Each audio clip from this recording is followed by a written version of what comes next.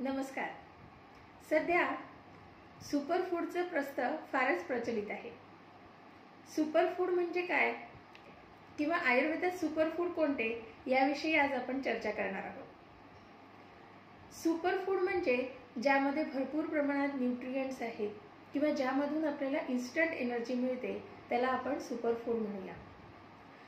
मुळात आयुर्वेदात आहार हा रुग्ण कोणत्या देशात राहतो, त्याची प्रकृती कोणती आहे किंवा जे आहार घटकांचा समावेश आपण आहारात करतोय त्या आहार घटकांचे रस कोणते, वीर्य कोणते, विपाक कोणते, प्रभाव कोणते, गुण कोणते ह्यानुसार त्या आहार घटकांचा समावेश आपण आहारात करत असतो. तर चला मग आपण आज जाणून घेऊया आयुर्वेदानुसार 5 सुपरफूड कोणते आहेत.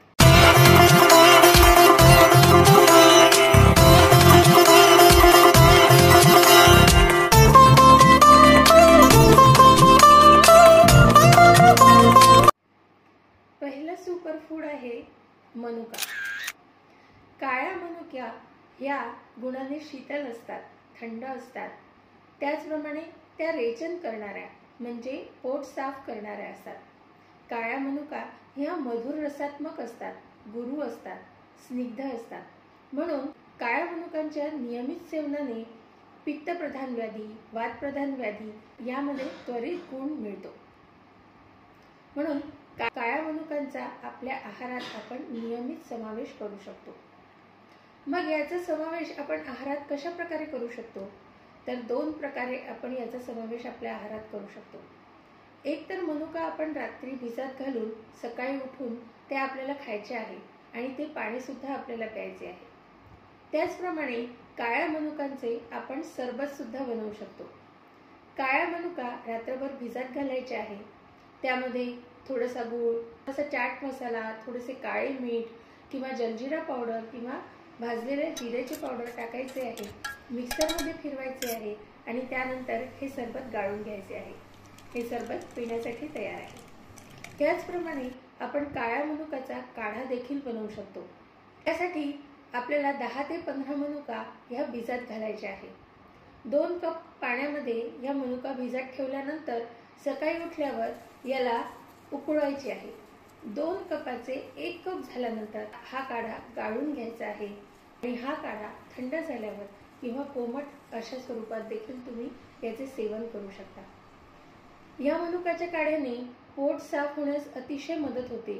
ज्यांना मलबद्धतेचा त्रास आहे त्यांना त्वरित या काढ्याने गुण येतो.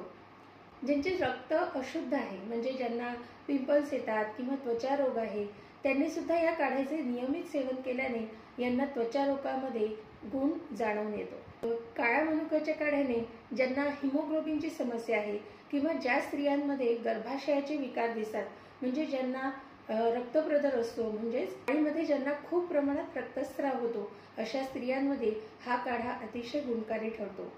याने रक्तप्रवाह कमी होण्यास मदत होते. दुसरे सुपरफूड आहे आवळा. आयुर्वेदात 6 रस सांगितलेले आहेत. मधुर, आम्ल, लवण, कटू, तिक्त, कषाय. या 6 रसांपैकी 5 रस आवळ्यांमध्ये उपलब्ध आहेत. म्हणजे काही रस यामध्ये अव्यक्त स्वरूपात आहेत तर काही व्यक्त स्वरूपात आहेत. कषाय रसात्मक असणारा हा आवळा पित्तशामक आहे.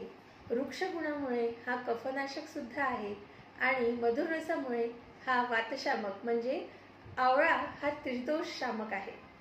म्हणून आवळ्याचे नियमित सेवन आपल्या आहारात असणे अतिशय आवश्यक आहे.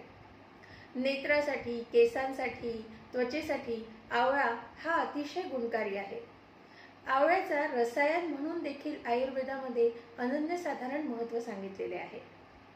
म्हणून आवळ्याचे सेवन आहारात नियमित स्वरूपात असणे अतिशय आवश्यक आहे.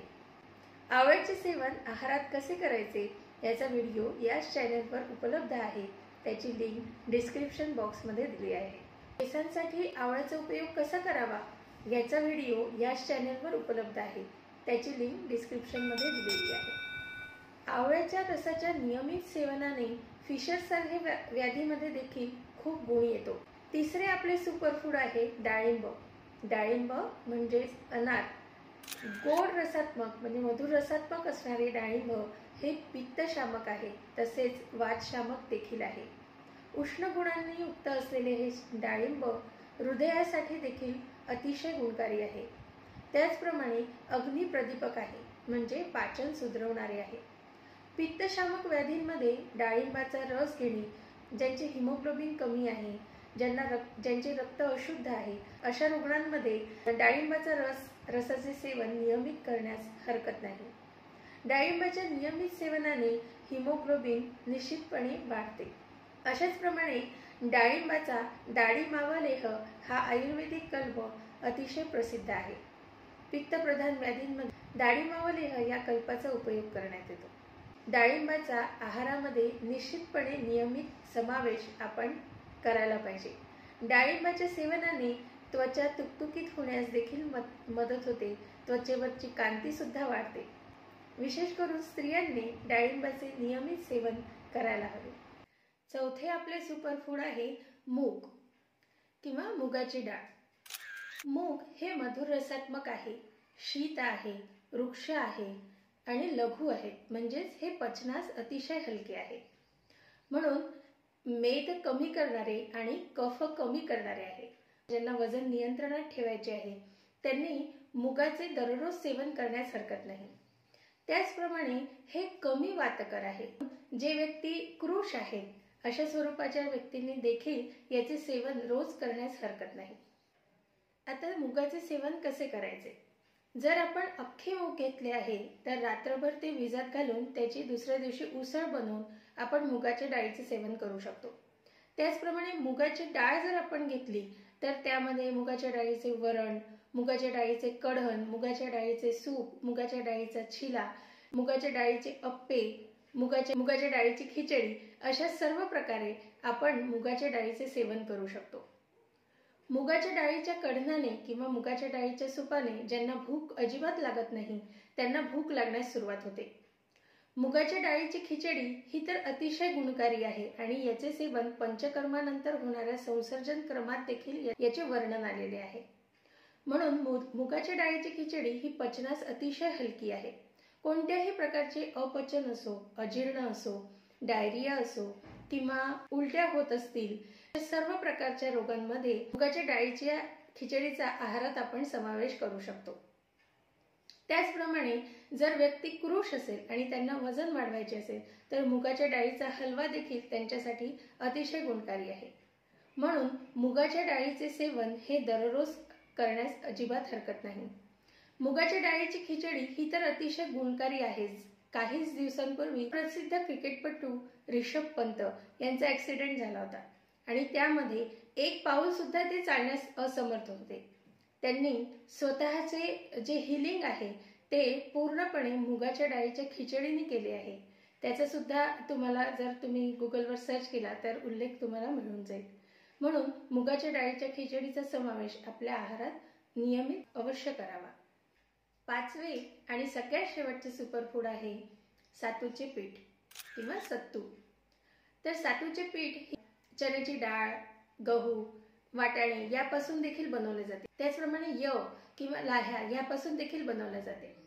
तर चण्याच्या डाळीचे, गव्हापासून बनवलेले सातूचे पीठ ज्यांना वजन वाढवायचे आहे त्यांनी याचे सेवन करावे आणि ज्यांना वजन नियंत्रणात ठेवायचे आहे त्यांनी यवापासून बनवलेले सत्तू किंवा लाह्यांपासून बनवलेले सत्तूचे सेवन करावे. सातूच्या पिठाचे आपण सेवन दोन प्रकारे करू शकतो. त्याचे एनर्जी ड्रिंक बनवून सुद्धा आपण सेवन करू शकतो. त्याचे पराठे बनवून सुद्धा आपण सेवन करू शकतो. एनर्जी ड्रिंकमध्ये आपल्याला सातूचे पीठ घ्यायचे आहे, थंडगार पाणी घ्यायचे आहे, त्यामध्ये थोडेसे लिंबू, भाजलेल्या जिऱ्याची पावडर, त्यानंतर थोडेसे मीठ, सांबार असे हे एनर्जी ड्रिंक आपले तयार होते. याचे आपण सेवन करू शकतो. त्याचप्रमाणे जर तुम्हाला आवश्यक वाटत असेल तर यामध्ये तुम्ही साखर देखील घालून हे इन्स्टंट एनर्जी ड्रिंक तुम्ही पिऊ शकता. सातूचे पीठ हे सद्य बलदायक म्हणजे इन्स्टंट एनर्जी देणारे तसेच तृप्तिकर आहे. उन्हाळ्याच्या दिवसांमध्ये सातूच्या पिठाचे सेवन किंवा सातूचे जे ड्रिंक आहे त्याचा समावेश आपण रोजही आहारामध्ये करू शकतो. तसेच सातूच्या पिठाचे सेवन हे डायबिटिक पेशंट, ज्यांचे कोलेस्टेरॉल वाढलेले आहे किंवा ज्यांना लिव्हर डिसीजेस आहे जसे की फॅटी लिव्हर आहे, अशा रुग्णांमध्ये, ज्यांना हृदयाचे विकार आहेत, अशा रुग्णांमध्ये देखील सातूच्या पिठाचे सेवन हे नियमित करण्यास हरकत नाही. त्याने त्यांचे आरोग्य टिकून राहण्यास खूप मदत होते. म्हणून सातूचे पीठ हे देखील 5 सुपरफूड पैकी एक महत्त्वाचे सुपरफूड आहे. लक्षात घ्या, सुपरफूड म्हणजे खूप जास्त प्रमाणात पिस्ते खाणे, काजू खाणे, बदाम खाणे किंवा वेगवेगळे पीठ एकत्र करून ते खाणे म्हणजे सुपरफूड नव्हे. तर ज्या आहारातील घटकांनी तुम्हाला इन्स्टंट एनर्जी मिळत आहे, सगळ्या प्रकृतीचे लोक, सगळ्या देशातील लोक ज्याचे सेवन करू शकतात, अशा आहार घटकांना आपण सुपरफूड म्हणू शकतो. आपण जे काही 5 सुपरफूड पाहिलेले आहे त्याचा समावेश सर्व प्रकृतीचे लोक आपल्या आहारात नियमितपणे करू शकतात. त्याने तुमचे आरोग्य टिकून राहण्यास मदत होईल. आहारामध्ये आपण काही बदल केल्यामुळे, अगदी छोटे छोटे बदल केल्यामुळे आपले आहारच आपले औषध बनू शकते. अजून वेगळ्या औषधीची आपल्याला गरजच भासणार नाही. ह्या सुपरफूडच्या रेसिपीज नक्की तुम्ही ट्राय करा आणि तुम्हाला हे ट्राय केल्यानंतर त्याचा काय परिणाम तुम्हाला जाणवला, तुमच्या शरीरामध्ये, तुमच्या आरोग्यामध्ये काय बदल झाले, हे कमेंट करून आम्हाला नक्की कळवा. अशाच आरोग्यदायी व्हिडिओसाठी हस्तक आयुर्वेद या चॅनलला नक्की सबस्क्राईब करा. धन्यवाद.